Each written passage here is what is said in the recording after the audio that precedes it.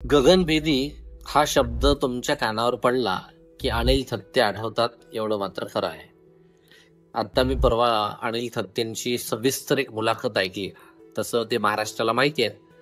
त्यांच्याबद्दल नेमकं कुठून सुरुवात करावी आणि कुठे विषय थांबवावा असं अनिल थत्तेंचं व्यक्तिमत्व. खरं तर प्रत्येक जण हे आपापल्या व्यक्तिमत्वाने ओळखले जातात. पत्रकारितेला स्टार पत्रकारिता किंवा सुपरस्टार पत्रकारिता म्हणण्याचे दिवस त्यांनी आणलेले होते असंही म्हणायला हरकत नाही. आपल्या पेहरावानी किंवा आपल्या रंगरंगोटीने किंवा आपल्या मेकअपने हे जनमानसाच्या पुढे येऊन लोकांना आश्चर्यचकित करणारे पत्रकार म्हणून अनिल थत्तेंना आपण ओळखतो.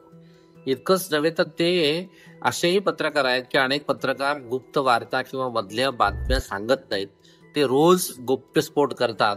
त्याच्यामुळे त्यांच्या रोजच्या गुप्यस्फोटामध्ये नेमकं काहीतरी दडलेलं असतं आणि ते सांगून टाकतात. जे पोटात ते ओठावर असं म्हणून ते ओठावरती आणतात आणि सांगून टाकतात आणि कुठलाही सस्पेन्स ठेवत नाही म्हणून सुद्धा त्यांची चर्चा होते.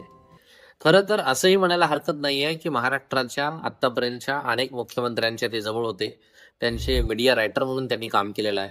अनेकांसोबत त्यांचे चांगले संबंध राहिलेले आहेत. ते स्वतः ओरली सांगतात की केंद्रात ह्या मंत्र्याला मी अशी मदत केली, या मुख्यमंत्र्याला मी अशी मदत केली, मी अशा पद्धतीने यांचं पद घालवलं, त्यांच्याबद्दलचं मी असं केलं आणि ह्या सगळ्या करण्यामागे माझं क्रिएशन आहे असं म्हणायला त्यांनी कधीही म्हणजे कमतरता सुद्धा बाळगली नाही.